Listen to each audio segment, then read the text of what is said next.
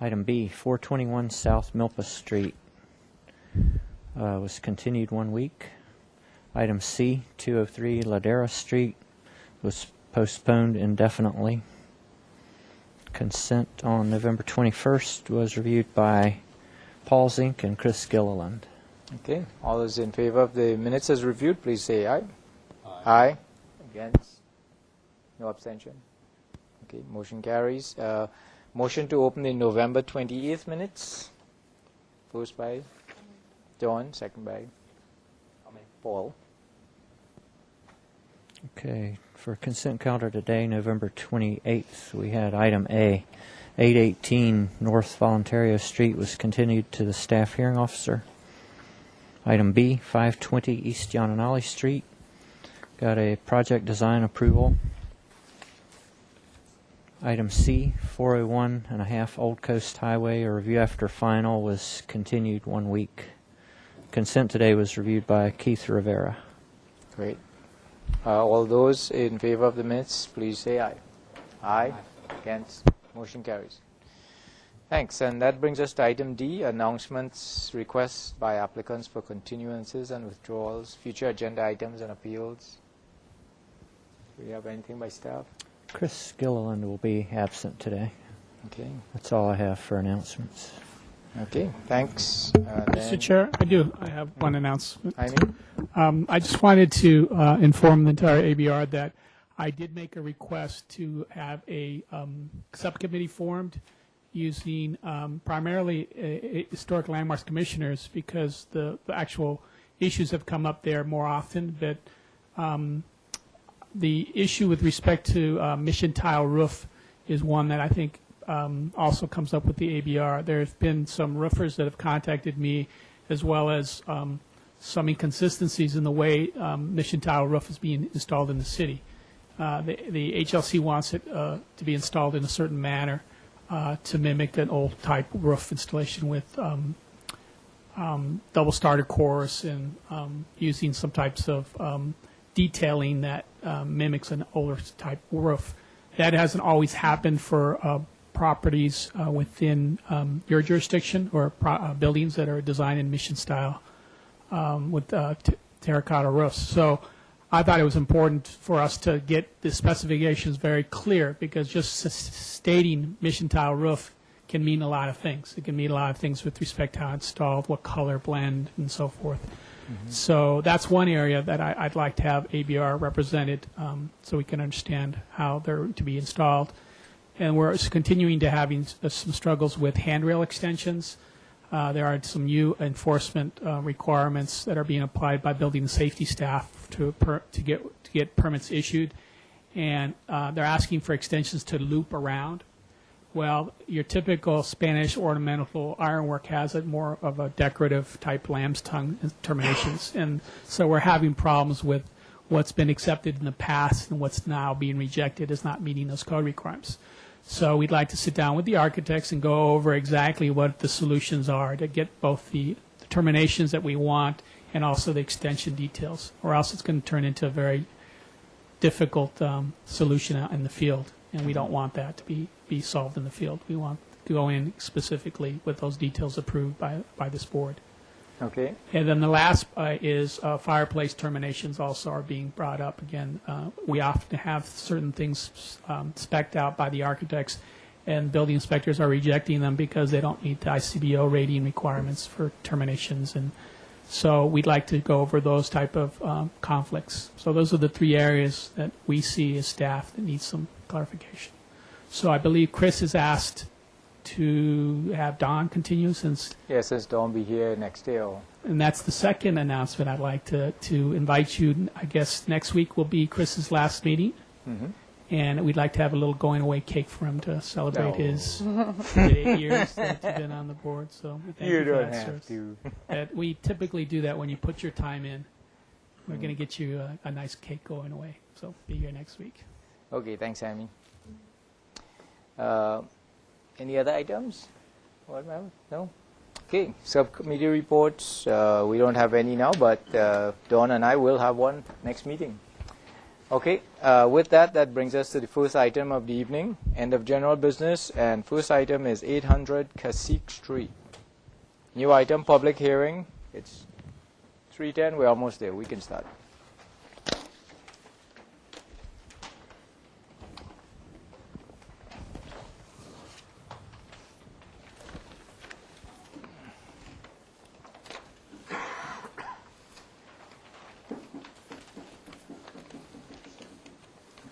Okay, we have no minutes. You could just state your name and go ahead, Ed. Sure. Then we're good to go. There you go. My name is Ed Lindvik, architect, and I'm representing Marburg Industries in this application for a covering over a proposed truck paint spray booth located at 800 Cacique Street. This is an industrial property that is next to a homeless shelter, I believe you'd call it, and then other industrial down Cacique Street. The post office parking lot is directly across Cacique Street, and there is industrial on the other side of Nopalitos Way on Cacique Street. This property was used by Allied Waste until Marburg Industry recently acquired Allied Waste, and they have taken it over. So it is currently being used by Marburg for some truck maintenance. They have in a portion of the office building, they have a counting of about 4 or 5 people. They have a dispatch up on the second floor, olives up towards Cacique Street, and then they have 3 or 4 mechanics working there. The property is not being fully utilized at this time, but there's the possibility that it will ultimately have a lot of vehicles stored on and so on and so forth. But they do want, as part of their maintenance, to have a paint spray booth, and that paint spray booth is an outside unit, but it does need a covering over it, so that's why we're proposing a canopy. We are also up at Cacique Street proposing to move a fence line, which is now kind of running at the face of the building on across the property, move that to just behind the sidewalk. At the present time, and then we'll landscape and gravel the areas being gained, you might say, by moving that fence. At the present time, as you can see in the photographs,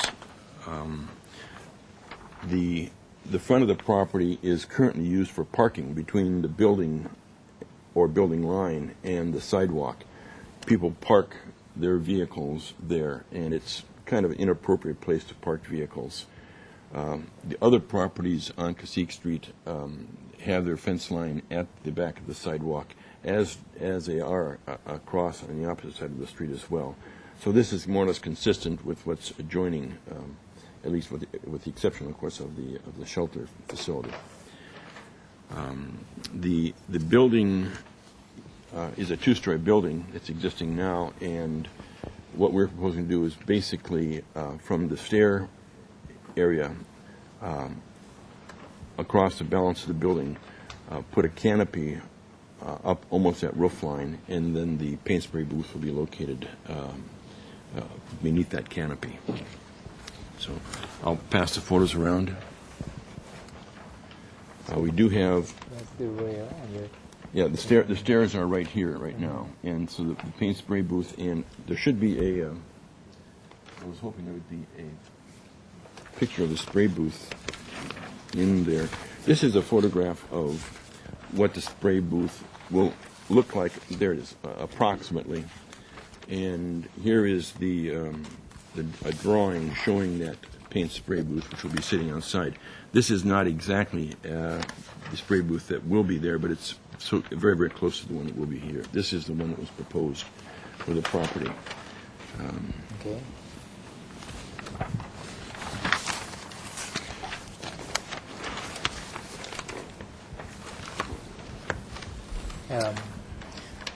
Do you have any elevations Yes. of what it will look like Sure. when it's Yeah, completed?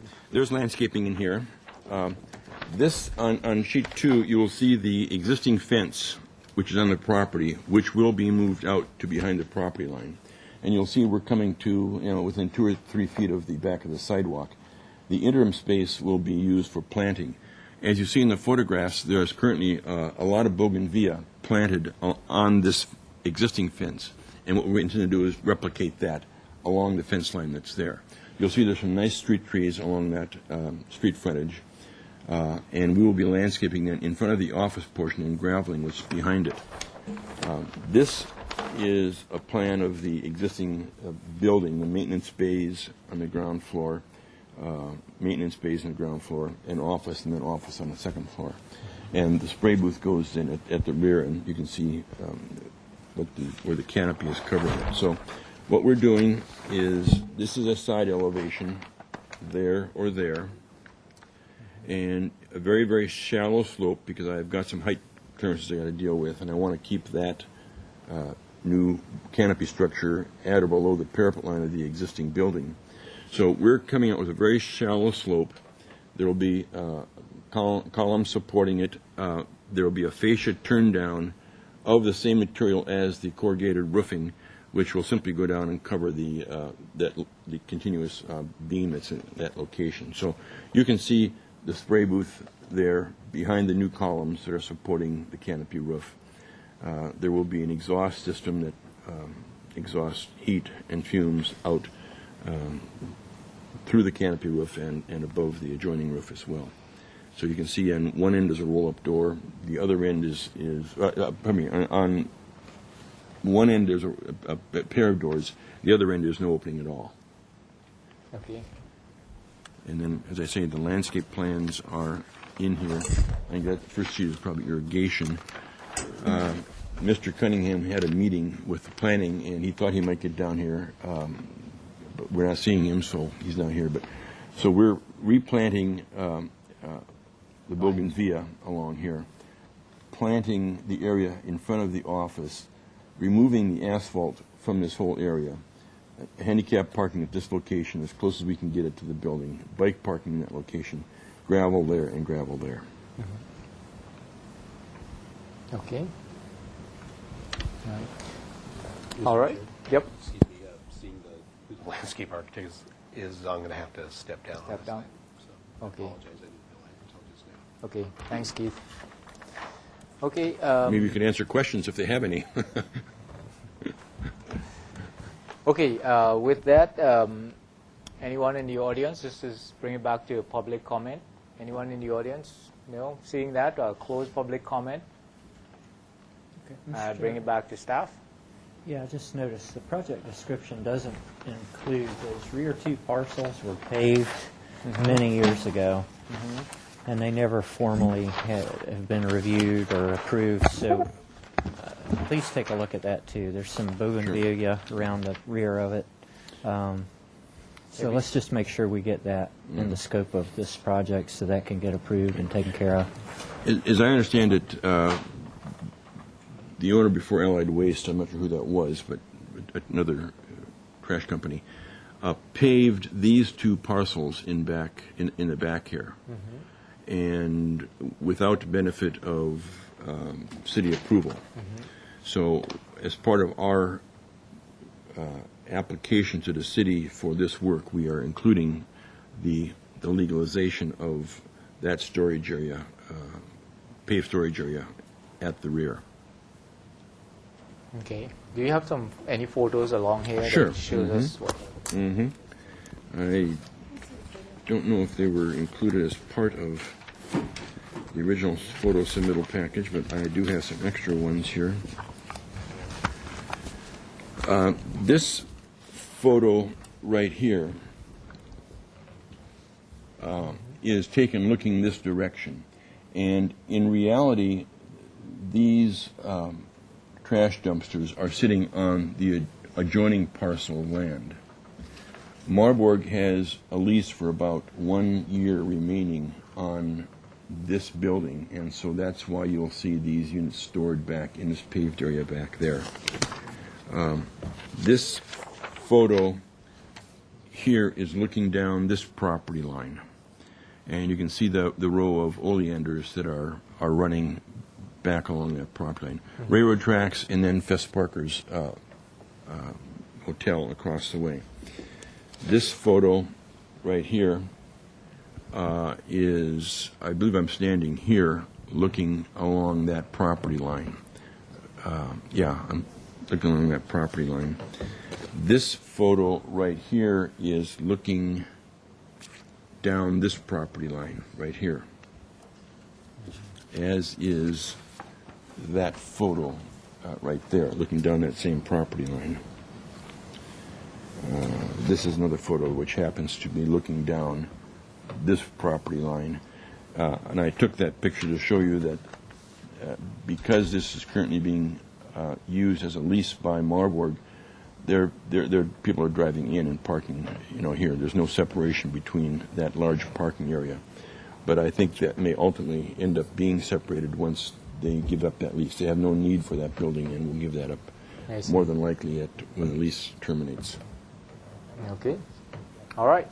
I'd like to bring it back to the board now for questions.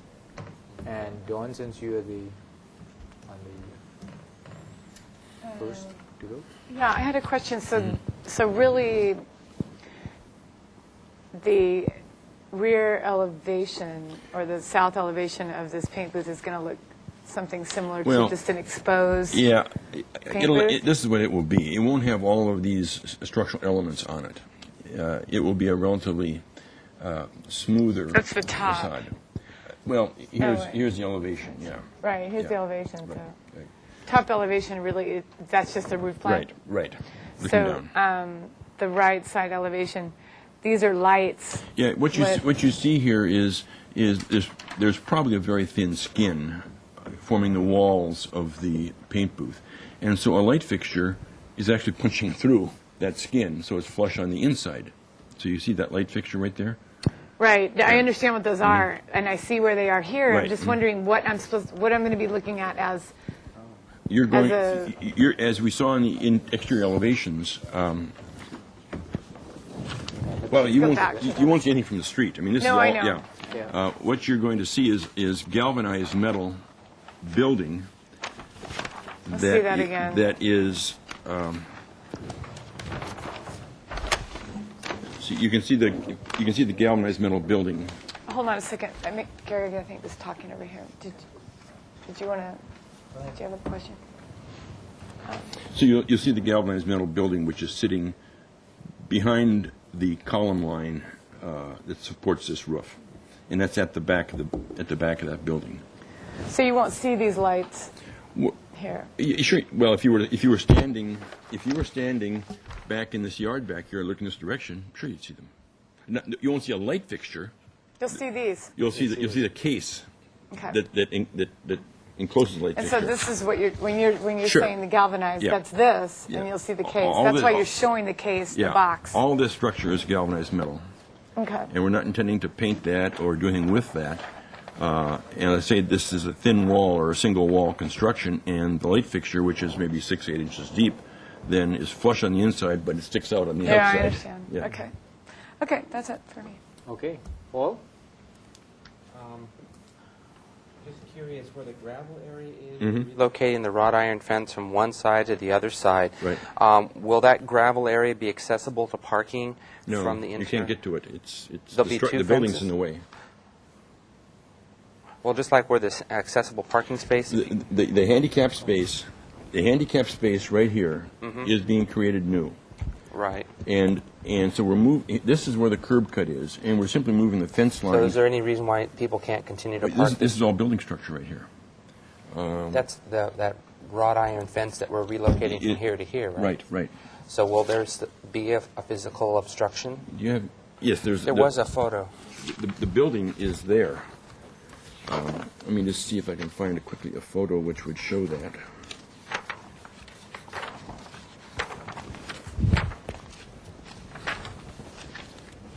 Well, This one. you can kind of see. Yeah, sure. Right. Oops. You see this? You see that's a metal fence wall right there, which is used to protect, to push against. We call it a buck wall, and that buck wall runs all That buck wall runs all the way. Oh, he probably wants the photo to be this direction. okay. I'm sorry. That buck wall runs all the way along. You see, I've implied it in my drawing right there. And there's a little gate in that buck wall, and that buck wall runs all So along the buck here. wall staying in place is Yes. the wrought iron fence that's going to be moved to the back Right, of the sidewalk. right, And the right. gravel is just going to stay as Right, gravel. exactly. In other words, the fence line is right at the back edge of that buck wall right now. And we are taking and moving that out to that point right there. And then you're going to be creating these parking spaces, but because of the buck wall being You there... can't get there. You can't be- In essence, it's dead space. Okay. In essence, it's dead space. All right. Thank And you. the same is true here. Transportation wanted us to put a curb there, so we can't go and pull in this way. Transportation wanted a curb there, so we can't go and pull in that way. And my handicap parking is right here, and my bikes are there. Okay. So that's a building column right there. I mean, this whole structure is the building right here. In other words, you see, this is the And the those two service columns space. coming down. Those are those two columns, right there. You see, So this fence goes in underneath the building? the buck walls there. Okay. It's that rusted metal, about 5 foot high, half-inch thick steel They buck probably wall. scoop against. Okay. Okay, any other questions, Paul? And then the reason for putting the cover over this unit was just aesthetics? No, it's required. By- This is not by the manufacturer of this Because paint this- booth. It is not made to be standing out in the rain. It's not meant to be exposed? It's meant to be exposed, but not uncovered. Okay. And wind-blown rain from the sides? No, it it's won't not be a problem. Okay. Thank you. Gary? One question was on the cover for the spray booth. Mhm. Is there a back wall to that? Well, it's Not our- the spray booth itself. The building. See, we're pushing. This spray booth is You're adding on to the back end of Right, it. right. And is there a wall on the back end of it, or no? Is it open? Is it just columns? this is a concrete block wall of the building. And that wall, as you see in the photograph, What I meant is this a wall right here? no, that's 1, 2, 3. Those are just columns. So 4 columns, 5 So columns. you can see from the No, it looks like that. That's what I was talking about when you guys were over there talking. You're going to see this exactly like this. You're going to see that metal. And you're going to see these exposed light Yep. boxes that are kind Except of they're punched horizontal through. in our That's why configuration. that's why we can see them there. Yeah, in other words, This is exactly what that you're metal gonna see. spray booth is being placed at the rear of the building, and we're putting a canopy over it to keep So rain you're off only it. putting the cover over the top of it, but Only you're over the not top. putting walls around No, it. not putting walls around it. Okay. That's it. The rest is comments. Mr. Chair, I had one last question. It had to do about the oleanders along the back wall, or the back by the Union Pacific. Is that continuous, the oleanders, or is it just in the two sections shown? No, it's continuous Okay. back there. Thanks. And I was wondering, that you look at them and say, well, they're kind of thin at the bottom, the understory. And of course, if you were to prune them, top them, they would bush out and get and hide.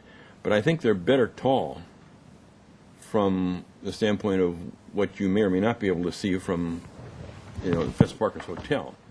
So it's the railroad tracks there, and I don't see any point to taking and trying to make it thicker at the bottom.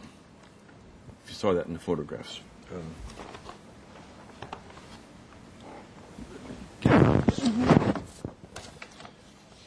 You saw that photo there, or that photo there. I say you could top them, at 5 foot high or 6 foot high, and then they'd flush out at the bottom. But I think from the standpoint of what you may or may not be able to see from Fess Parkers, I think they're better to be tall. Okay, Ed, I had some questions about the. I guess my thought is the view of this from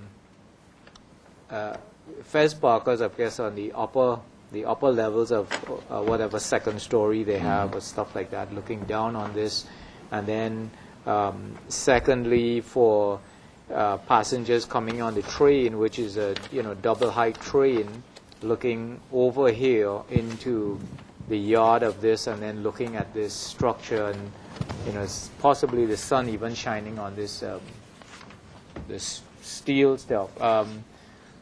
Have you considered at all either doing one of two things, which would be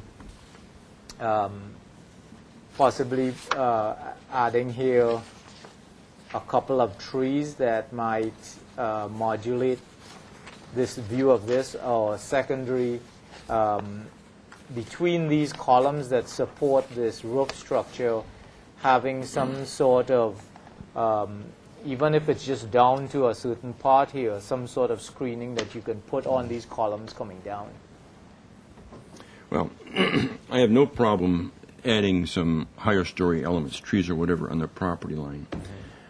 And I've been back over here trying to look back and see this, and it's you can't see this Okay. from Fest Parker. Okay. So I think trees along there would be fine. I have no objection to that. I'm sure my client wouldn't either. There's a lot of heat generated by this, and they would like not to have it enclosed. They want to protect it from the rain, but they would prefer not to have it enclosed. I would rather see it painted a color, Right. rather than galvanized, painted to match the wall of the building. But they really would prefer not to have it enclosed simply because it becomes a bigger problem again of heat generation and so on and so forth. So. Okay. So, all right. Then I'll bring that back to the board for comments, and we go down this way. John, Paul, Gary. Let Gary start. And Gary, start from the west. A couple of comments. One is, I think that the spray booth needs to be enclosed. I think there needs to be a wall in the back. We've got other spray booths in town. Granted, they're not as tall, they're not doing large trucks, but they are enclosed. And I think that, just because the railroad tracks are there, they're still public. It's still public driving by and seeing it. And I would prefer that that you wall that off. A tin building would be fine to enclose it, but I'd prefer that be enclosed. I'm not quite getting why you need to gravel this instead of landscaping it, especially if it's not going to be accessible. If it has a wall here, you're going to put a fence in front of it. I think we're losing an opportunity to landscape. Cacique Street is now more of a thoroughfare with a new bridge that's gone under the freeway. So I would prefer to see much more landscaping. I'd prefer to see this rock area landscaped. I know that there's a backflow device here. I know they were talking about, we reviewed some other things, and we talked about, prior to this project, we talked about landscaping those areas. And I'm a little concerned about how far forward the parking is pushed towards the front of this, and how the landscape buffer between the sidewalk and here is very narrow. And I think that we need more of a buffer between the sidewalk or street and the new proposed parking for the handicap. So I'd prefer that to be pulled back and a little bit more landscaping in front of it. The bougainvilleas are very, very nice, but they're going to be removed, and it'll be some time before we get some landscaping. So area is not going to be used. It should be filled up with landscaping. And that would be my comment. Okay, thanks, Gary. Paul? I guess I don't have a problem with the spray booth the way it is. In fact, I wouldn't have a problem even if it wasn't covered, because it's an industrial area, and the difference between a parked truck and the spray booth, I look at them as the same. That I struggle with is the loss of the bougainvillea, because it's basically established and doesn't need any more water. It's on its own. And moving the fence and losing the vine is color that's lost. And I can understand the logistics of the property owner trying to prevent people from hanging out in that spot after hours or even during the day. That all I understand, but the losing of the vines, if there's another way that you can achieve what your goal is, and that's basically to keep some squatters or whatever else that happens in that area away, that would be better than losing that bougainvillea. They weren't losing the bougainvillea. It says here. It says there's 1, 2, 3, 4, We're 5. planting them back. They're planting them back. Oh, those are huge. They're like 6 to 8 feet tall, bushy. Let me make a comment here. This front work is being done because I pushed the owner to do it. He would prefer not to do anything and leave it the way it is. There's no requirement that he do make any change on the front of that building. He is doing it because I have asked him to do it, because I think it'll be a better solution for this very industrial facility. So, I mean, if you want me to landscape the entire area, I mean, number one, it'll never be maintained. Never be maintained. Not a, I mean, you can condition it until you're blue in the face. It won't be maintained. At least I got a chance of maintaining what's off at the office. But the owner would be real happy to have you put a condition on this, landscape that, because he'll say, Ed, take it all out, leave it the way it is. Let's just deal with our thing and back.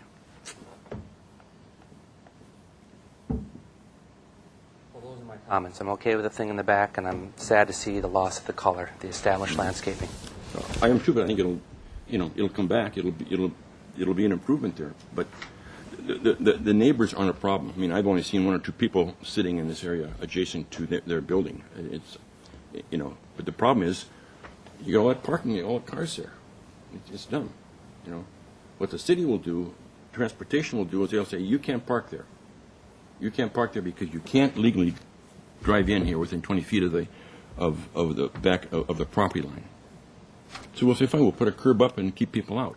But it'll be asphalt and junk sitting there, unfortunately. Don? I think the bougainvillea will grow, and I appreciate the concern for getting rid of the parked cars. And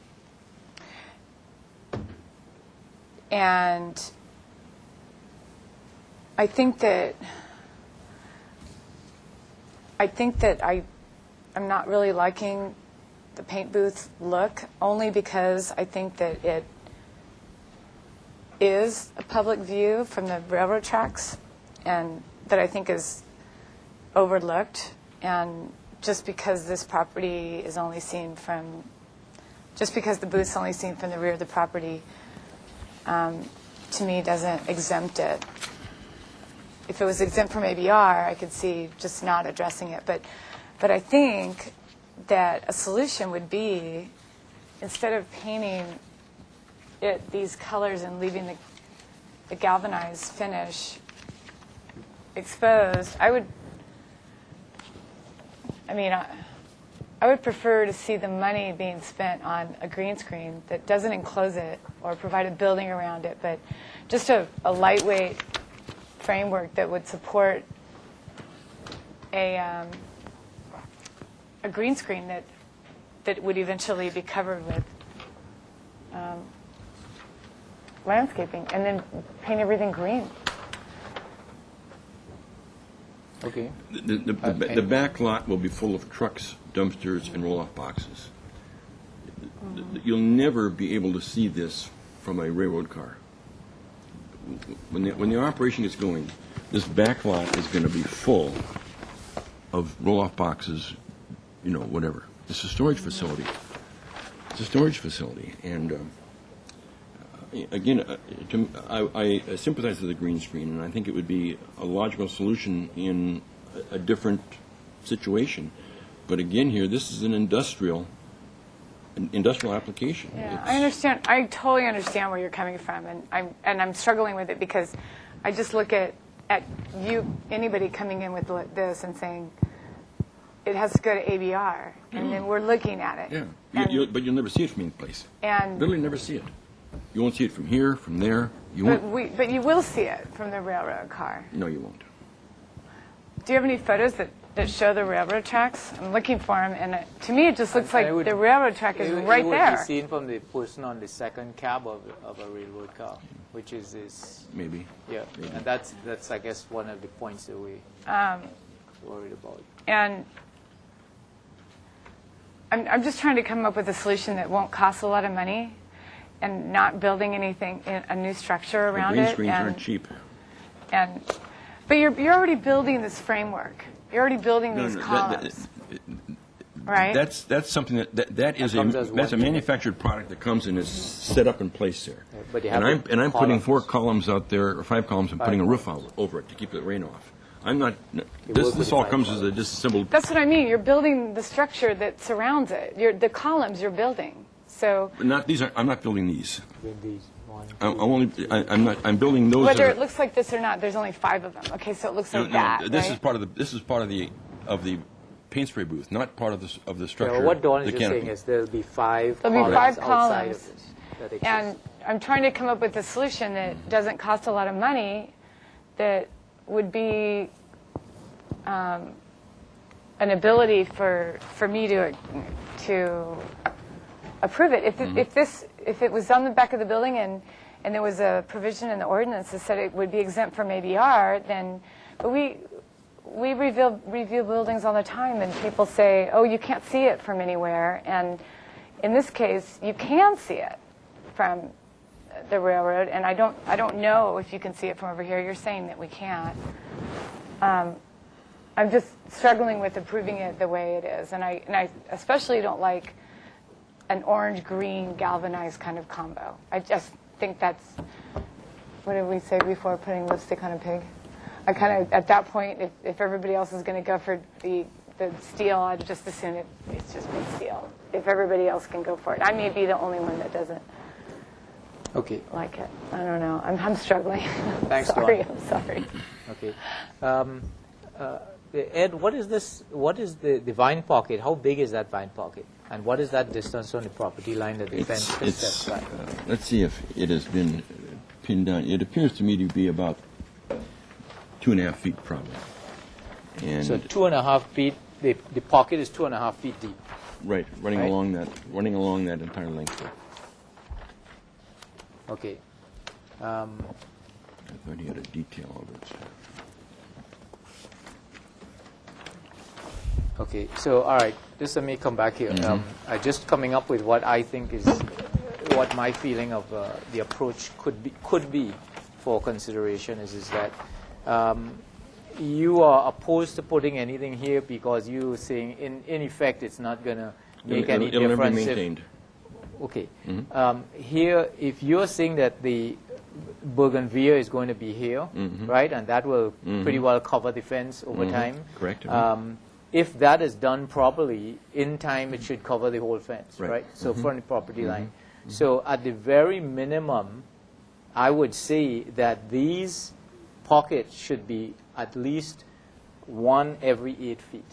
Okay. That very Sure. minimum. 1 every 8 feet, and that we adhere to this 2.5-foot setback Sure. pocket.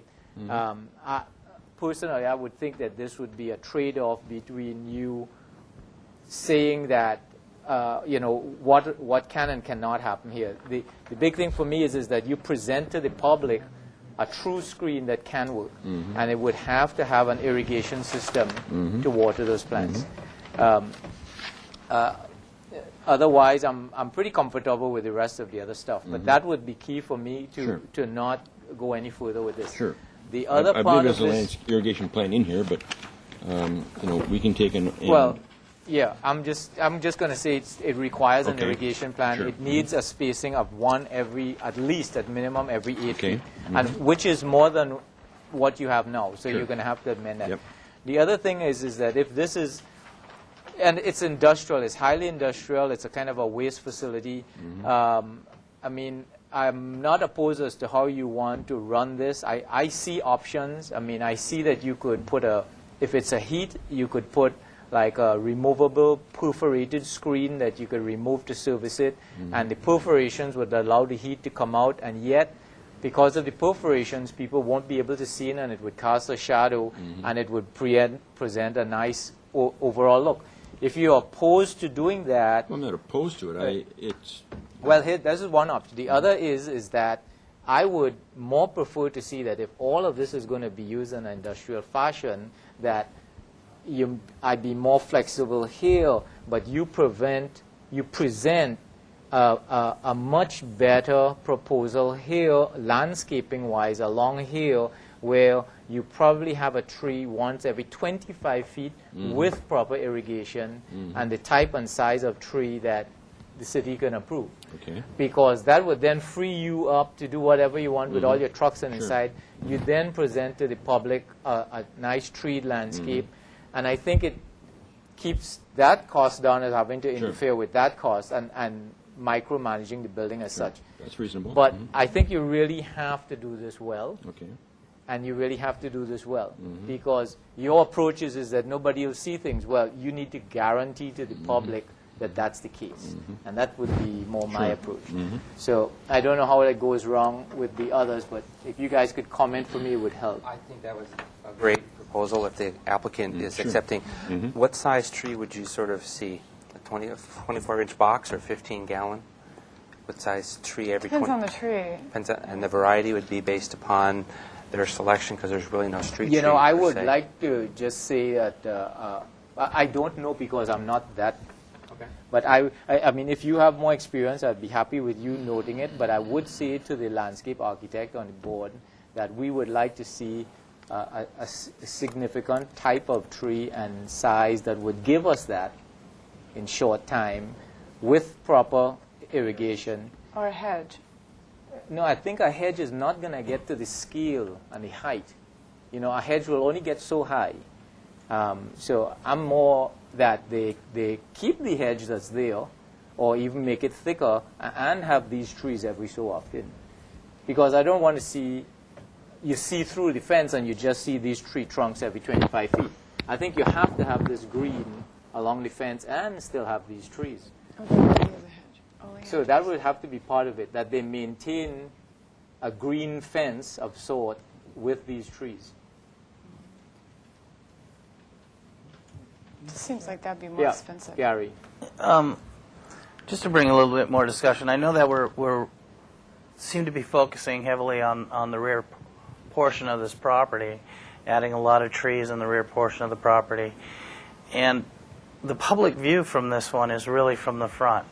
And you know, I really think that just having the bougainvilleas are not going to be there's not enough space for this to maintain a tight bougainvillea hedge, and it's going to end up being trimmed too thin, and you're going to see through it, and you're going to see this industrial yard.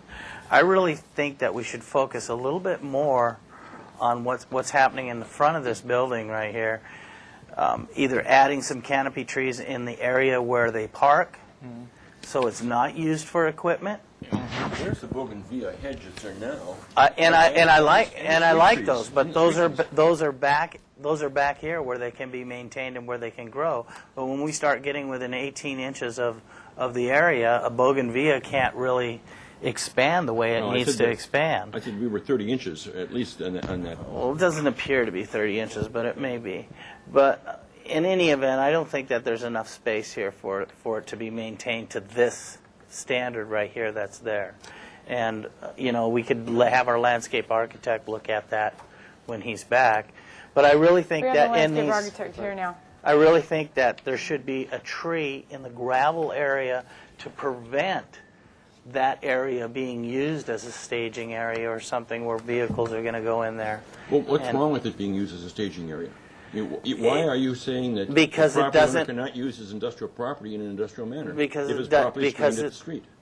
Because it's not aesthetically pleasing to the public, and this is what the public views, as opposed to what we're focusing back here, where a few of the public is going to see it. Most of the public is going to see this and the equipment yard from the street. Well- And Cacique Street is now becoming more of a thoroughfare with the underpass, and it's going to be more and more in the public view. My fear is that the owner's going to tell me, forget it. And he's going to Well, say, you're- he's going to say, we're I'm not talking gonna, a couple we're of not gonna build a trees, street and front. you're talking 10 trees in the back, That's so I don't know. The option is, you know, we try to do as good a job as possible, or we don't get a darn thing out of the deal. And it was not anybody's idea but mine to landscape that front. Nobody but mine. Okay, But if I maybe- get driven... And that's Gary's opinion. That Yeah, not yeah. all of us may feel yeah. that same way, but he's just voicing You know, his now that opinion. we have the, if you just bear with me a sec, right? Now that we have the benefit of having Bob here, I just like to just preview this with Bob to bring him up to speed, because he may be able to offer us some options here. Bob, we have this, you know the project already, right? And all of this here, what Gary would like to see something fuller here, maybe a tree here, and one proposal now is to make the spacing of these bougainvilleas a lot closer, so that we really do have a bougainvillea fence that screens this. Gary would like to see something in here that might give us something more full, like possibly a tree here, and maybe a tree that's already in this landscaped area that you have here.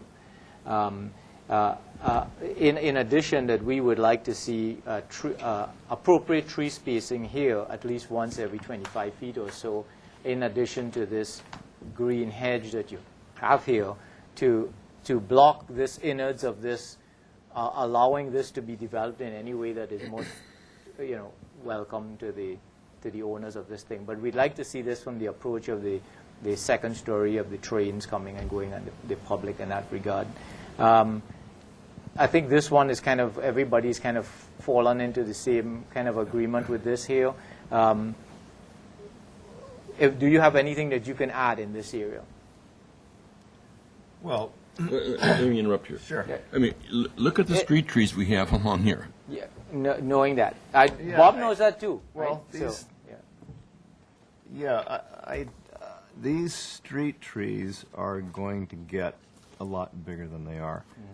If you're familiar with Hitchcock Way, from the car dealers up to State Street, same kind of tree. It's got the potential to spread, 40 feet, get to a height of 40 feet, and it will do it in a fairly short period of time. The largest ones on Hitchcock were planted in 1974, so they are 35 years old at this point, fully mature. If we were to plant anything in that space, it would be, it would have to be a smaller, very shade-tolerant tree, and you would block all the sunlight to, the office that's at the far end of that one part of the building.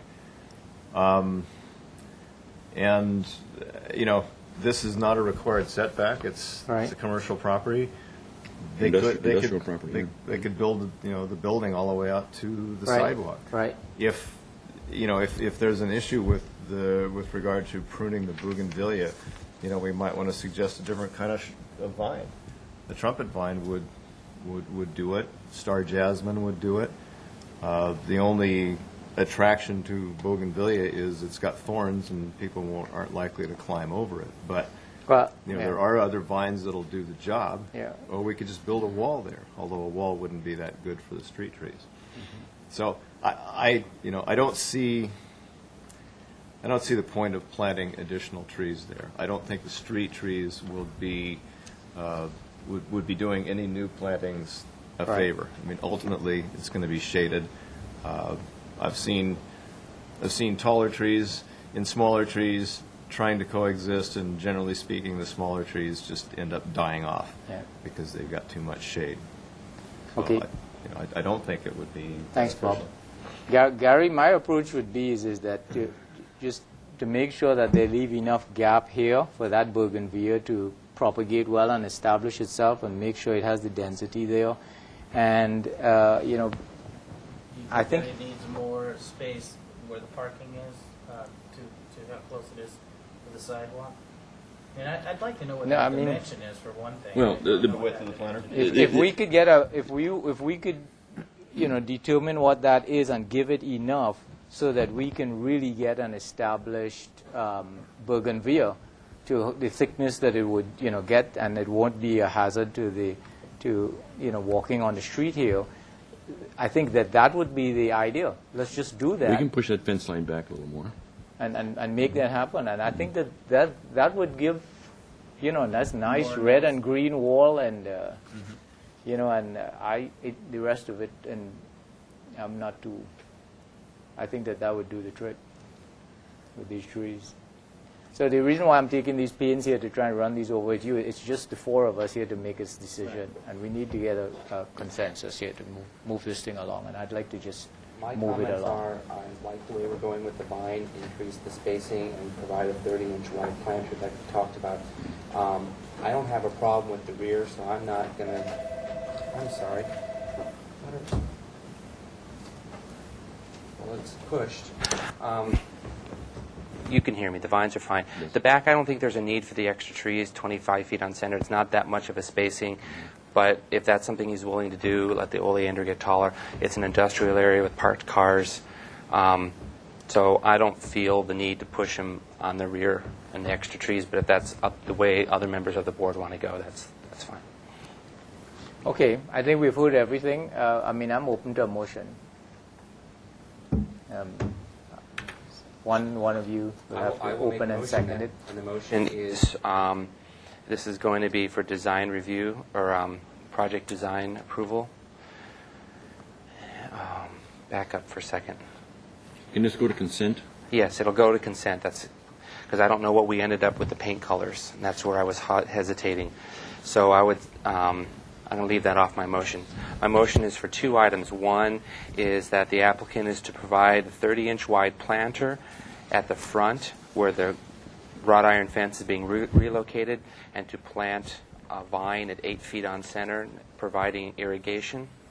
The second item is the applicant is to study the possibility of adding one 24-inch box tree every 25 feet on center along the rear property line at the railroad tracks, and to provide irrigation. And I use the word study because there's already a hedge that's so tall that's there, and I don't know the competition between the tree that's being selected and the hedge, but that was suggested by members of the board. So that's my motion. Okay, so you have the front here covered with spacing. The front is, yes, 8 feet on center, 30-inch wide planter, provide irrigation for the vines. And the Do we back, have a second? I'll second it. Under discussion. Yeah. Under discussion, add that the asphalt in the rear of the property is acceptable as proposed. Okay. So that was an addition. Also, add a minimum to match the color of the spray booth to the color of the existing building. Is that okay with the makeup? That's perfect. Fine. I have one item under Under discussion. discussion. I think that to dictate the size and the spacing of the proposed screening in the back is maybe maybe left better to the landscape architect, but just simply to state to provide additional screenage in the way of height above and beyond the oleander, and to provide photo documentation of the existing oleander so that we can see maybe the oleander is really thick in it. Maybe it's already 10 feet tall. It doesn't say what it is, and I don't see any photos. So Well, Yeah, it's... my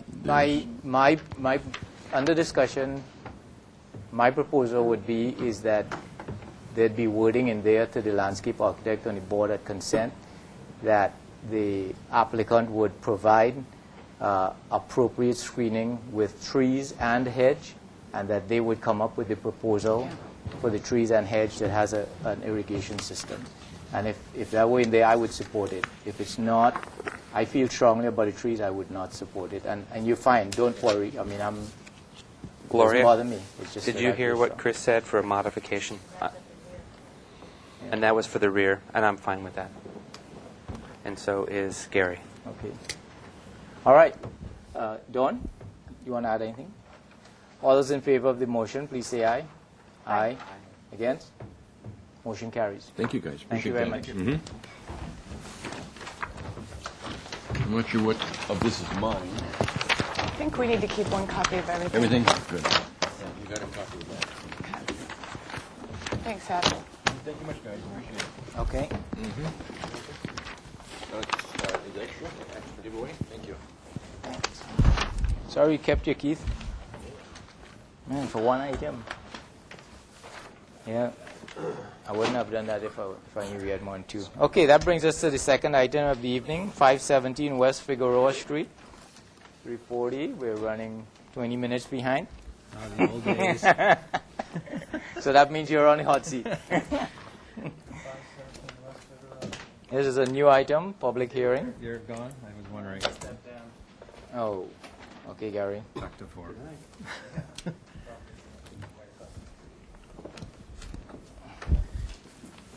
Peter Lawson is the planner for this project, although it's, you might remember the history of this.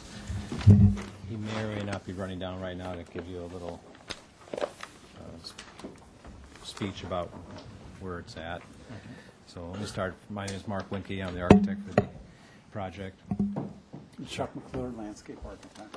Okay. And this project was one of the couple that actually got out of they got expired out. So they were before that 3-year approval process by a few months or a month or something, I don't remember. So it really only had a 1-year time period. So anyways, it was on hold because there's this recession going on. And and now it's coming back. It's an apartment complex. It's not condos, and it's 517. It's on the other side of the railroad tracks on Figueroa Street, just south of that round walkway that takes you over the railroad and the highway onto Anapahu Street. Can we see photos to refresh our memory, Mark? Yeah.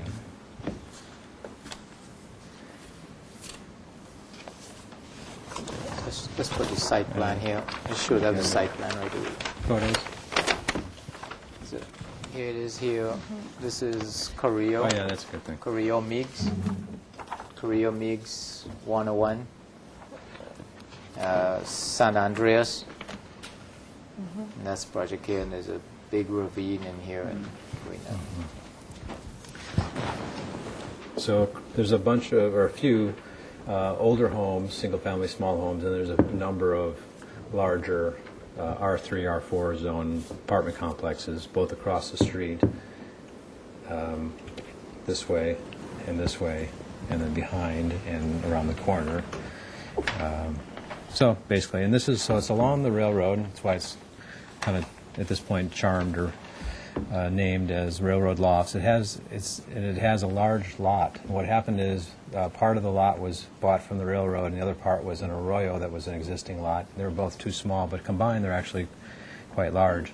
And the project got approval to join the two lots into one lot as long as the arroyo was saved or kept. What happens is this whole area, like 5 acres of water, finally trickles down into this zone and runs into the old Mission Creek section that used to run here. Now Mission Creek goes here.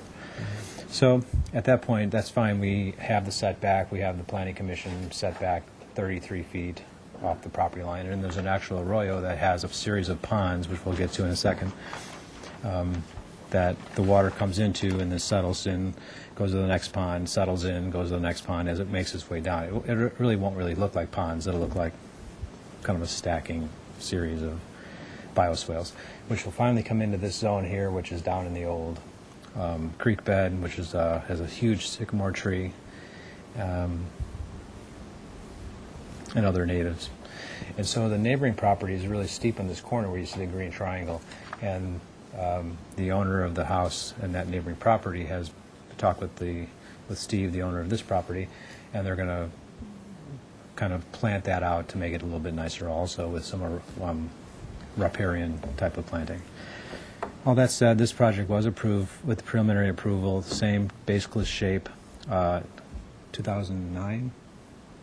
It's 2008. At the end of 2008. And so all we did when changing it is we simplified it a little bit more. It's basically the same shape. It used to have 8 units on top that were stacked townhouses, and now it has 4 units on top that are basically bigger. Each one of the 4 units is a 5-bedroom, 2-story plan, which we'll get to in a second. I think that's it for that. So, what do you want to do? Look at this. The previous plan also had the corner here of Figueroa. Here's the railroad. There's a setback, an automatic setback off the railroad that was negotiated. And where Figueroa then turns into the street. I can't remember the name of the street. It heads towards that round radius walkover edifice. So anyways, at this end, The entire lower level is at-grade parking. There's 20 stalls, including some handicap. That's the same as before, and that's it's a lot of parking for the 5 units, but we think that's reasonable for the type of units that they are. This is the setback line, so at this point, this podium-style system then changes and turns into this leftover triangle piece, and there's a unit in this location also. That makes the 5th unit. I think when they have planning commission approval for the lot joining, it was actually 11 units or something like that were allowed, so we have 5. But and this particular section has outdoor bike parking covered by a roof for the units and individual storage units. And then we'll see in the landscape plan a method for coming down into this area for outdoor use. That's the same as before. If you come in from the public, you walk up to the face, and you see the front panel is broken, and you come up the stairs here. And if you come into the parking lot, you will probably have the door closed behind you. You'll come in this zone here, which is like a little courtyard between the building and the podium, and you walk up the stairs in the back. There's a picture of that coming in later.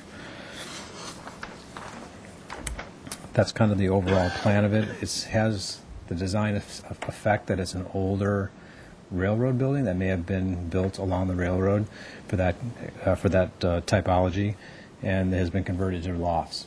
And so it has this deck across the entire railroad face, which is separated actually by 10 feet, which the owner is given over for a future bike easement that may someday run the width of along the railroad. But until then, it becomes a landscape easement area, 10 feet plus another 18 inches for planting, because we wanted to make sure that if we planted along our edge against the bike path, if they ever needed to widen the bike path, it still would have planting. And then intermixed with that are some additional trees. In fact, there's probably more trees on that plan. So that kind of shows you the overall look of it. The backs, so the stucco area that you see from the 2 diagrams, 2 renderings, is in the front and across the side. That's to sort of make the white mass look smaller and as a mass piece through this section. And the back section is more like board and batten. It blends in more with the trees. It's not as white and big and bulky, so it kind of changes the shape and articulates the massing in a little different way. It also kind of lends itself to the side area being a little more organic, a little more woodsy, and a little more sun-bleached from that effect. But this side looks more like the face that would be used on the railroad side. Each one of the units, so this just kind of talks about the kind of front approach. These don't show any landscape planning, but it's on there. They show some of the trees. And as you walk up the top of the stairs from the public, you'll see here there's a series of front doors with canopies on them, again, kind of keeping this simple, articulated railroad warehouse loft approach style to it, where you come into each unit.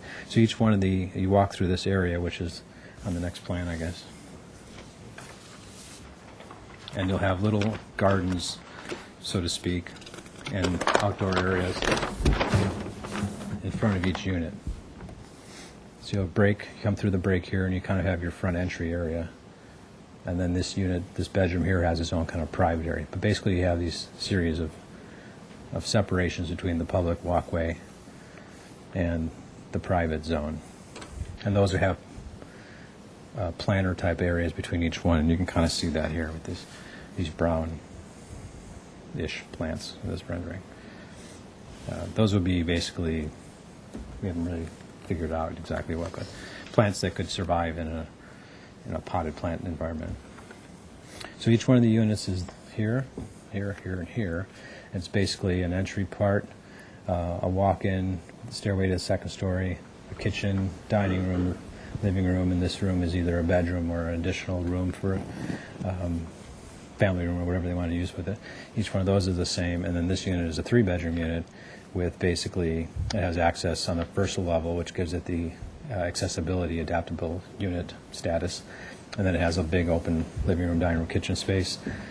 entry area on this, and then bedrooms downstairs and bedrooms upstairs.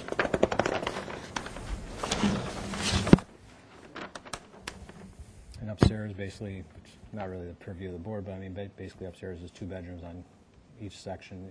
Each 2 bedrooms has its own bathroom. There's a laundry room and additional storage up there. The stairways in the center. There's a FAU water heaters, flash water heating, probably all that kind of stuff. This unit does, again, follow that setback line. It has that.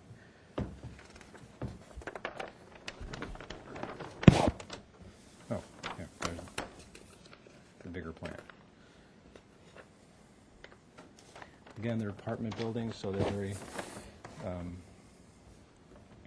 wouldn't call them simplified, but they're very kind of simple, plainer elements, but they're articulated mostly on the facade of the public, and have balconies on the Royo side, which is also the sun side, and the anomaly unit, the 3-bedroom unit, which tips, is also has a balcony on 2 levels, because it's a sort of a slightly different plan. And units have bedrooms upstairs and glass kind of bifold doors or sliding doors on the lower level to a balcony. This shows the Arroyo coming through, in which we can see on the plan, or a couple of these renderings, even like this one particularly, starts making its way down into the old creek section.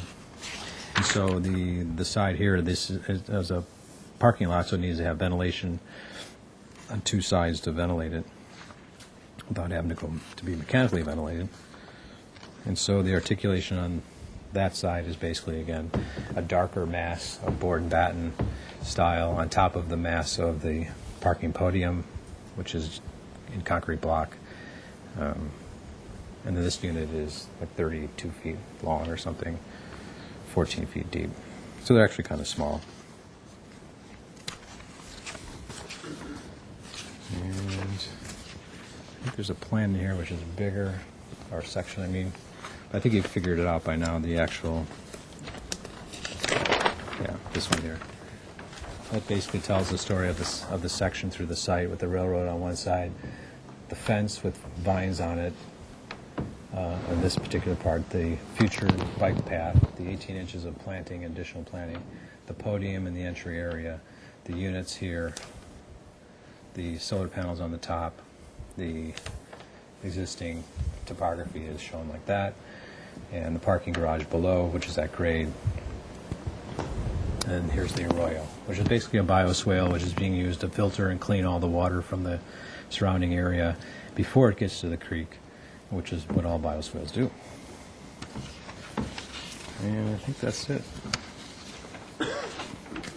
Want to talk about the landscaping right away?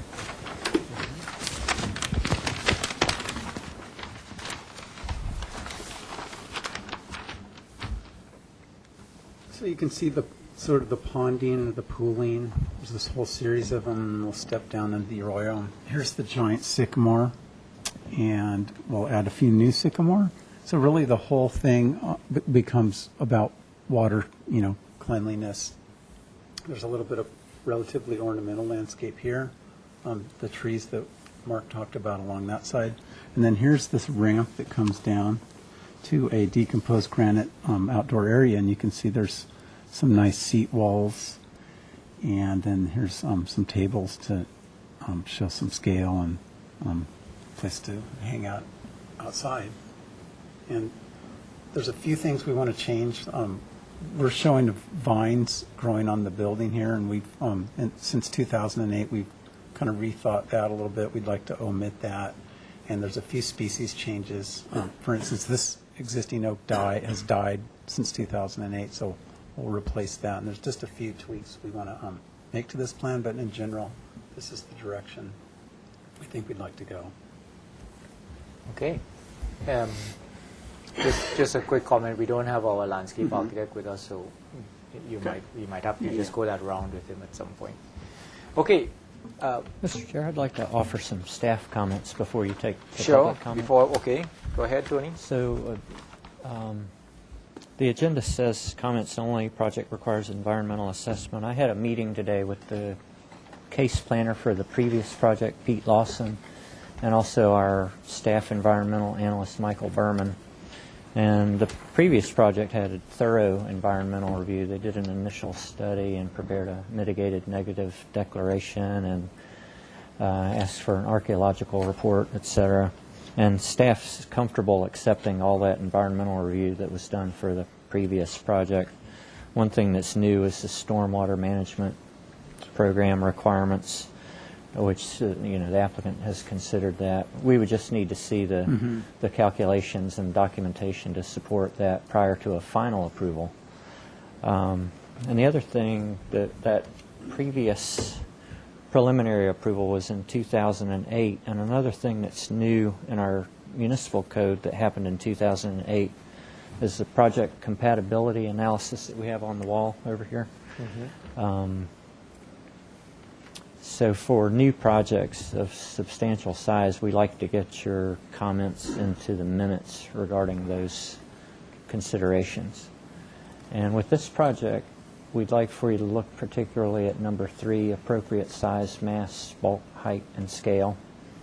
This previous project that got the preliminary approval was really the same building. The very minor changes are proposed now, mainly floor plan configuration to change it from 9 units to 5 units.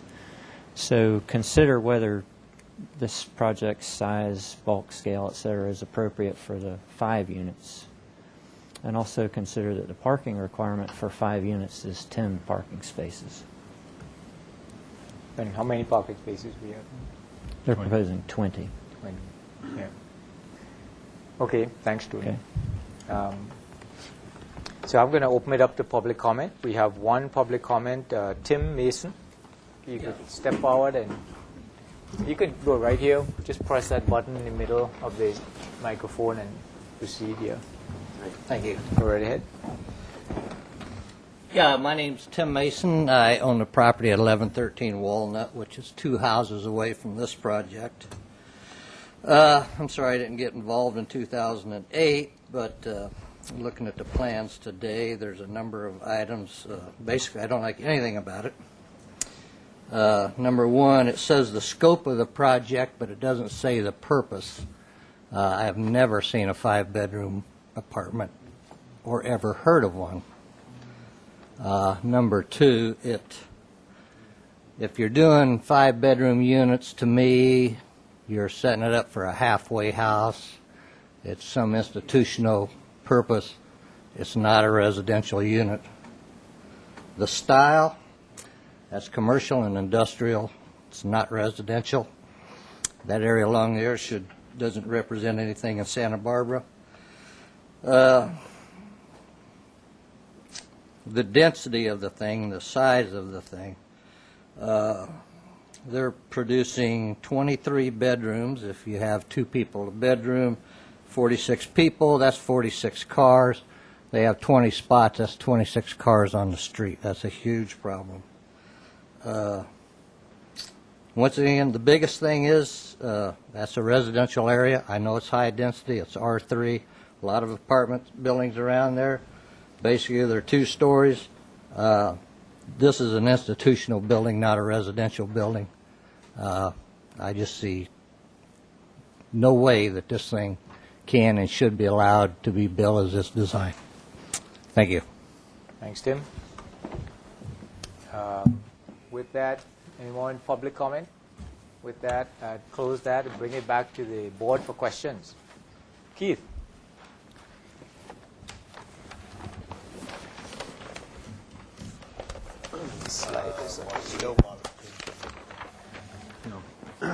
And open space, you're providing both private open space and then you have common open space. Right. And there's in the back balcony in each unit.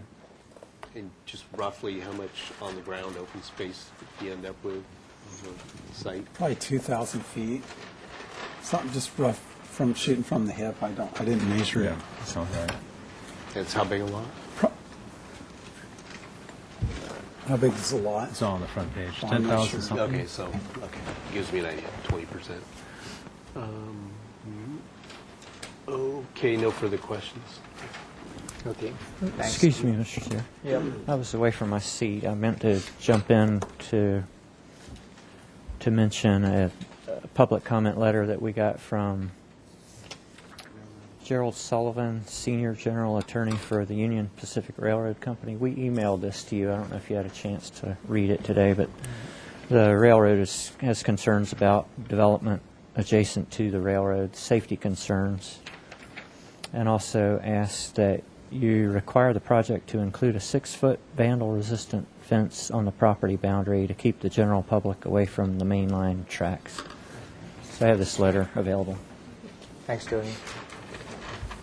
So I'll bring it back to the board for questions. Paul? I don't remember what the color board was or exterior colors. Do you have that, or can you refresh our memory? Has anything changed since the previous one? The previous one had a wood stain for the board and batten. I've been noticing This one grays and tans, since I didn't know which color scheme you were going with. Yeah, the new one is we're kind of leaning towards more of a bleached gray bark color for the wood, not bright-ish stain color for wood. That's not written in stone. Okay. The original plan that got approval was more like the latter, which is the wood stain look.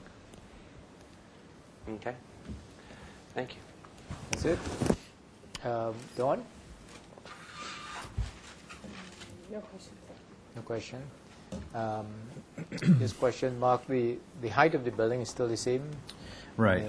That's one thing we were conscious of in the design is we're well within the height restriction, which is that zone, but also we're trying to keep these as minimal as possible with the flat roof and stepped back and all that kind of stuff to keep it as low as possible because we had to go over a parking section. Okay. And I think I made this clear. We had a previous design where we actually tried to encroach in some of the arroyo, and that was not acceptable to the Planning Commission. They said, stay with your setback line here of the 33, keep the arroyo. We think that's a beautiful asset to the bioswale thing, to the community. And they were fine with the 3-story when they approved it before. Okay, and that was the previous proposal, right? So this follows here and goes to Planning Commission again? No. No? We just had to prove that they accepted this. It went from 34 feet to 33 feet. Okay, It had a little slight tweak that we had to go back with. okay. It doesn't have to go to Planning Commission. And that's just showed it, just to answer the first, there's an 8-foot fence, chain link fence, black chain link, I imagine, or it doesn't really matter. It gets That- covered with vines. That'd be vandal-proof things. Just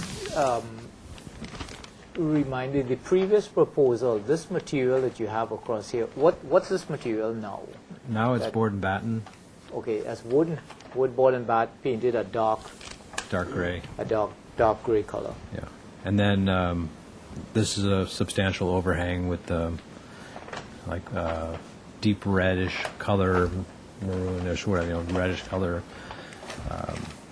paint, steel to hold up the. You can see it from one of these elevations. Okay, and are there any other design changes to the shell of this building? On this particular Maybe you just side, pointed out. there were balcony or bay windows that stuck out, and since then we decided to make them just simple windows, just really clean the facade up so it's not overly active. And also we thought that the comment that the railroad people made is, there's no need for us to get any closer to the railroad than possible, and so we went with this kind of clean, flat look to it. Okay, and is that part of your landscaping to take the vines out of here? That's not the look that you want to green this wall or anything like that? Well, the 8-foot chain link fence is going to have trumpet vines. So Across here, yeah, in it's front going of to be it. about They all 10 the same. feet tall, we figure. Okay. And then we just don't. I've just had a rethink on growing aggressive vines on buildings. Just don't want to do it. Yeah. So just let the landscape be the landscape. Let the building be the building. Just kind of Okay. All right. I thought of one question Okay. when everybody's done with questions. Okay. Can you Sean, go back please. to the lower level parking floor plan, please?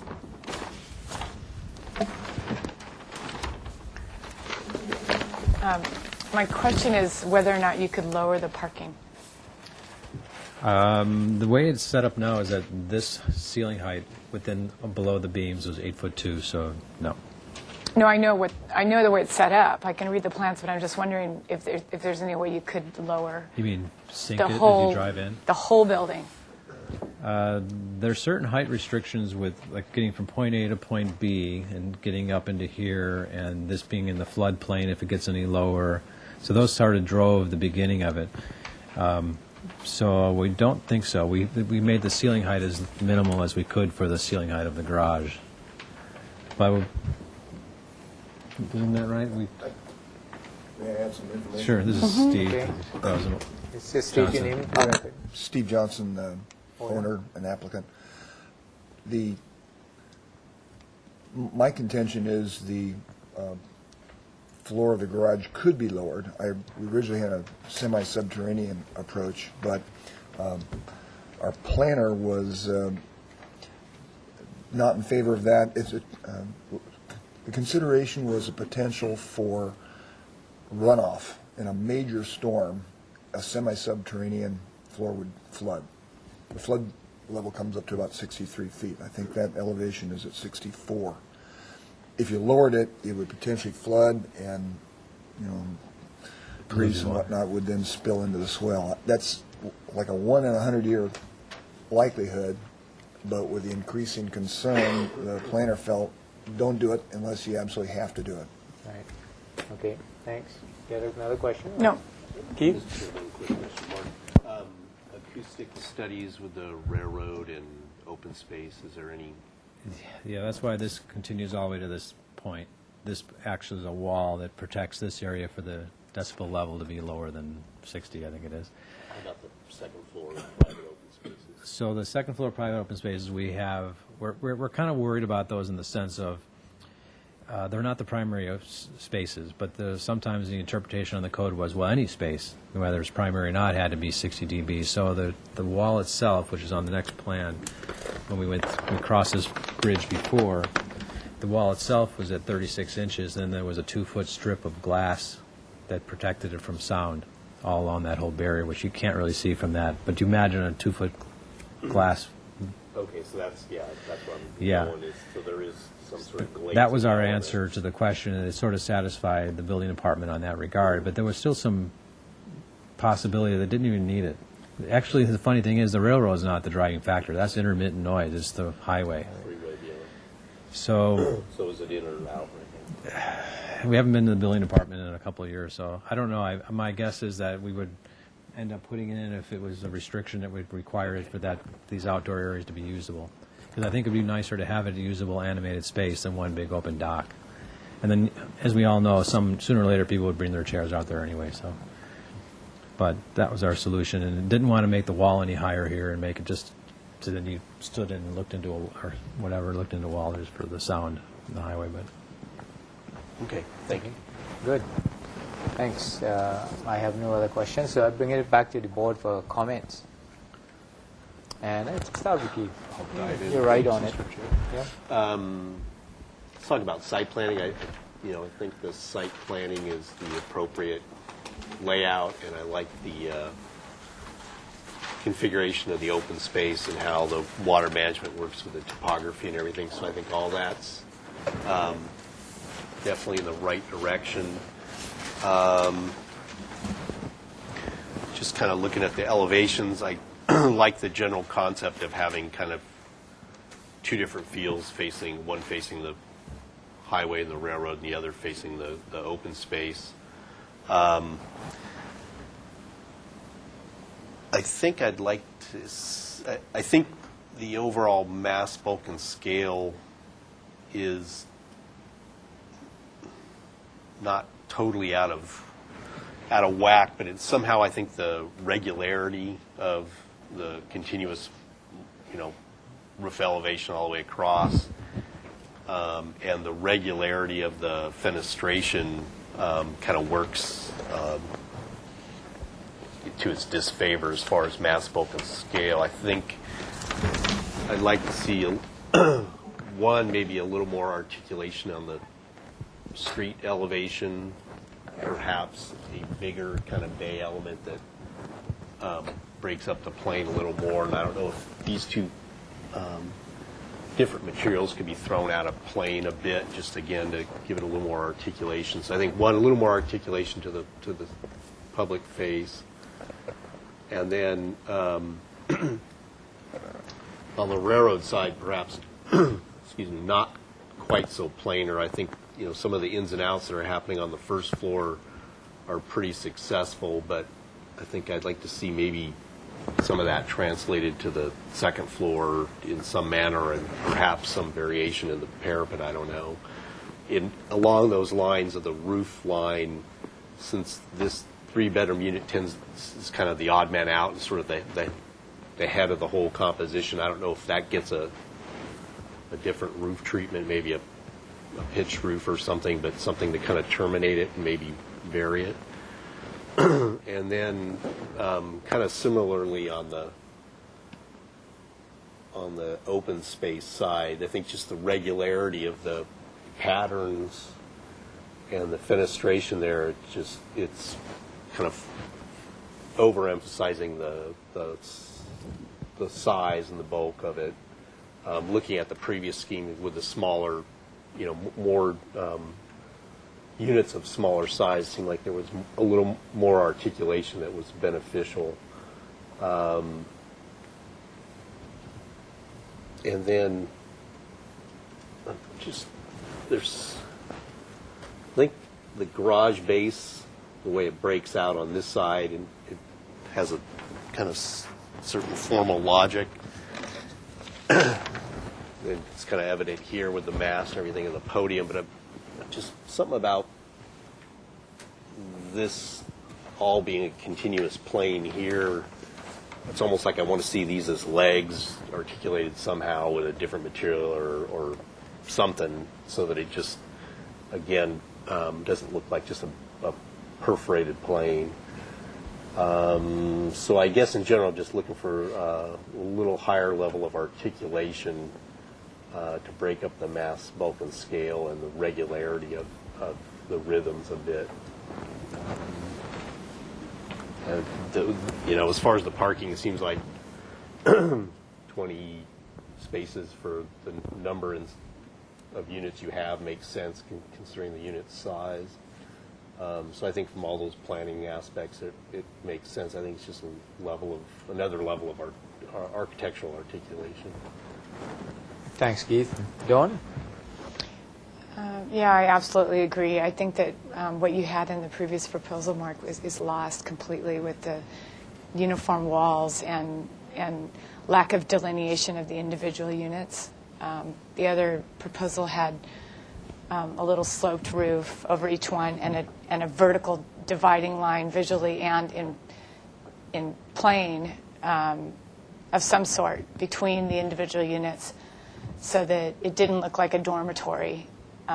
With this scheme, it just looks more like it looks like a dorm. It would be a great design for UCSB. It looks like a big housing complex with no individual units at all. It just looks like a big congregate, one unit. And what I really liked about the other scheme was how the individual units were individual. So I think that you should maybe take some steps back toward the ways that you were dividing the units up. And the other thing I really liked about the other scheme was the balconies overlooking the creek area. And in this one, you have it looks like there's no connection between the outside and the inside of the upper level bedrooms. And but I can see that you've done it down here, which is nice. I missed what was done on the upper level too. I think that the overhang on this really tall vertical face, which is the tallest, as seen from pretty much everywhere around to the west, is exacerbating the mass, bulk, and scale of it. I think it should be going the other direction and getting smaller toward the top instead of this big steel overhang kind of looming over everything. It just, to me, makes it, and the fact that it's so lineal, I think it just strengthens that lack of the individual units, and it's like a unifying characteristic of the whole project. But I think I'm kind of with Keith on the mass, bulk, and scale. I don't think it's completely out of line. It doesn't have to be completely out of line. It's how I think how you treat the individual units. That's pretty much it for me. Thanks, Don. Paul? I'll concur with what they were saying about how the individualism has been lost in the project. The project being 5 units isn't successful in the way the parking is laid out and just the way it appears. And I understand you've got a full set of working drawings that you're trying to cannibalize and make it work for your 5 units, but I don't think it's successful in the way it's being presented. That's it? Okay. Quick question before I comment, sorry. On the HVAC units, where are those units going to end up? In the second story for each unit. HVAC. Inside, so Yeah. there's nothing on the roof?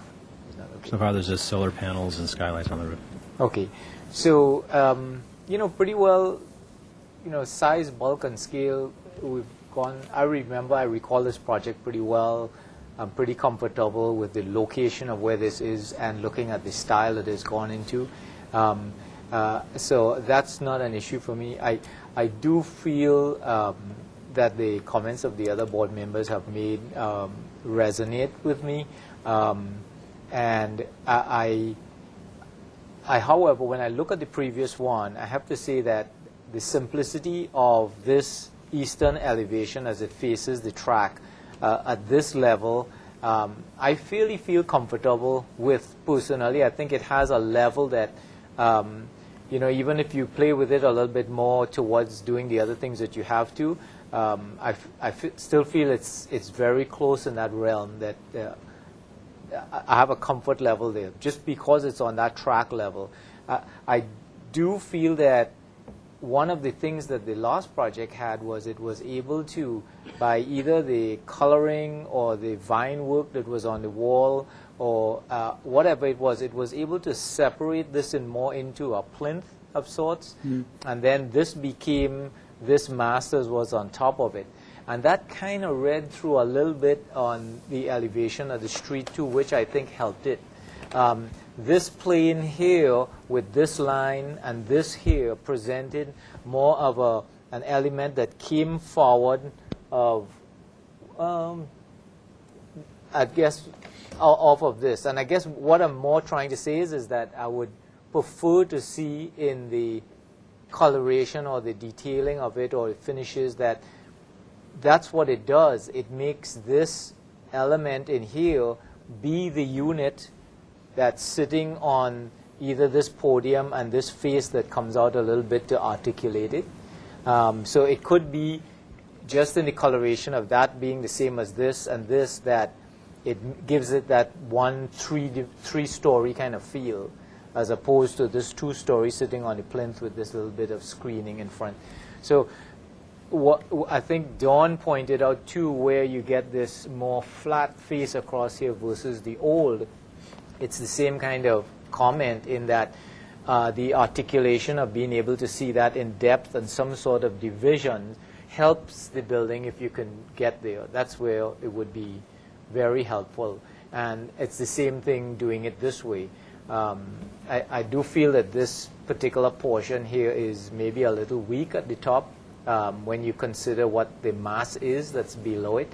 It just seems like a big, strong element below it, but it's a very weak element here. That's really a small point. I think the points that the other members were making about the void and being able to give some definition is the stronger comment at this phase of your project, to just try to get a little more back into that. But otherwise, I mean, I think it's design-wise, it's going there. I just remember this from the last project, so I really don't have issues with all the big layout and landscaping and all the other things that we would get into. It's mostly just this articulation a little bit in finishes. So there seems to be, Mr. Chair, some disparity on the board whether this side is good the way it is or not, or whether it needs more articulation to look like the previous one.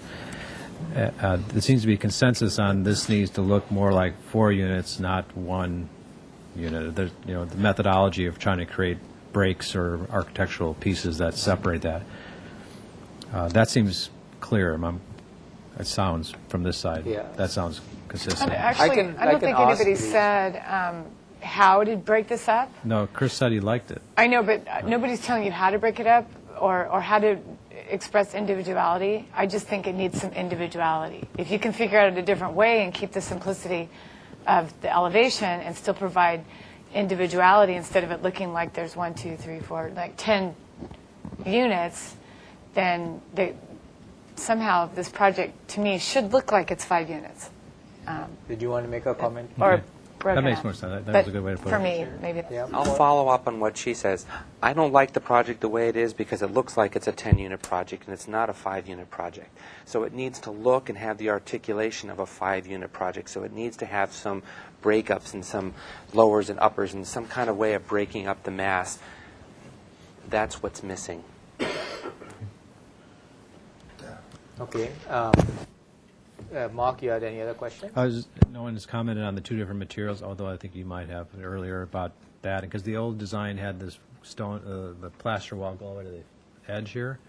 And in order to make it seem smaller and have more articulation on the front, which is on the Figueroa side, I broke it back to this point and had the 2 pieces basically slightly overlap each other. And then simplified. The old one had a little roof, although I don't know if anybody was serious about how the roof looked before there, but it was an add-on. Well, one thing for me I could say is that I think that Keith was right when he pointed out that we really would like to give a lot of attention to this street elevation. The material that comes along and closes here like this, I like the idea that you've used that as an element to try and break up the mass. However, when this comes along here in this long run and then it makes the turn, when you visualize that from here, it seems like a long, solid mass of that stuff. So when it faces the street here, it just doesn't have enough strength of what it's doing here to soften it a little bit. That's the only thing I could say is that I'd really like to give this a little bit more attention. And especially when you look at this elevation here, how close these planes are, there's not a lot of depth.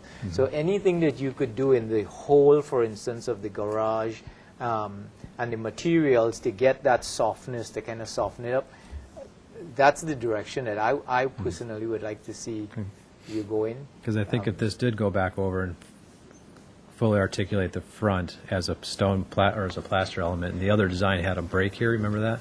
Yeah. Between the two, it wouldn't make this box corner, like you just were mentioning, seem so boxy. Because right now it's a box that slid over another box. But if it was more of a plane that hid the box behind it, and that box was secondary, like a brick building would be secondary to a terracotta facade. Right. That would be here, and then from back here would be all like a secondary material would be just the same board and batten. But this stucco wall would terminate an edge, be that edge. Yeah. It could actually hide a lot of the boxiness. But right now the boxiness is turning, emphasizing the boxiness. Yeah. So I would like to leave with you. I would like to leave with you the opportunity to still use both techniques, and you decide which technique works best for you. If you use the technique of the wall that comes in front and this goes down, the one thing I'd be afraid of is that when you start to view it from here, because all of these things are so close already and it looks like you've pushed really things up and the only definition is a color line, it just really looks like you just have this wall that's trying to hide everything. And it's very visible from people walking along here. And I'm just afraid of that. So it may mean you would have to do more than that to make it look like more. So I'm afraid to force you down a road and take away that tool from you. So I'd leave you with both tools. You know what we're trying to get. And,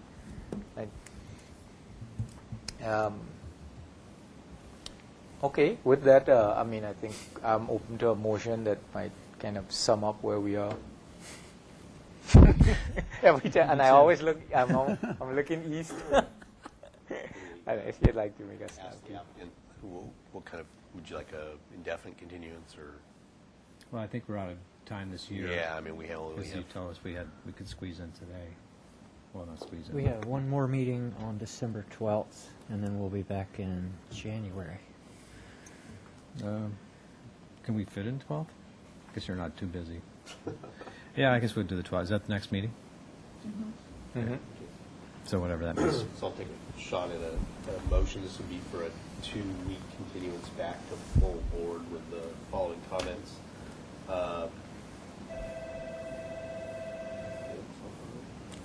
You got green?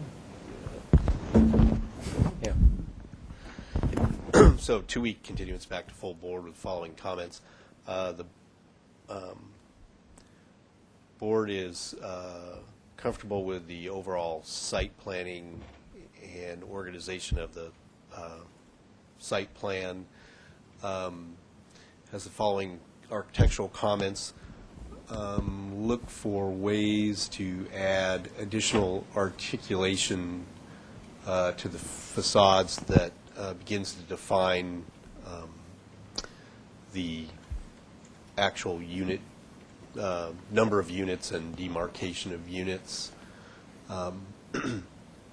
Look to provide additional scale giving elements to the street facade.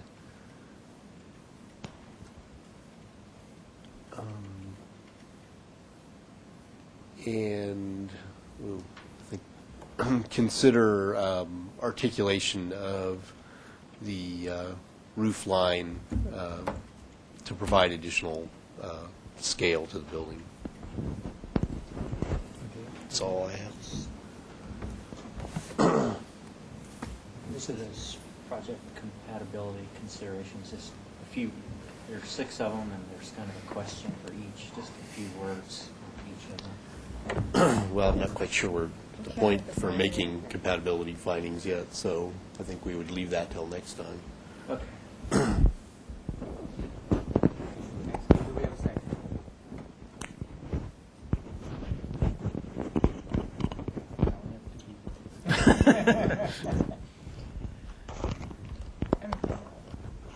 I was pondering an additional comment that had to do with the way the materials are used and the planes at which they're used in. I mean, you kind of touched on it, but I kind of just heard individuality of units and the breakup of the roof. But I also think that not necessarily the east elevation, but the west elevation, I just think is way too flat. So I was trying to think, the reason I was hesitating seconding the motion was because I was looking for a way to state that maybe we just, if we just said that, if they look for ways to further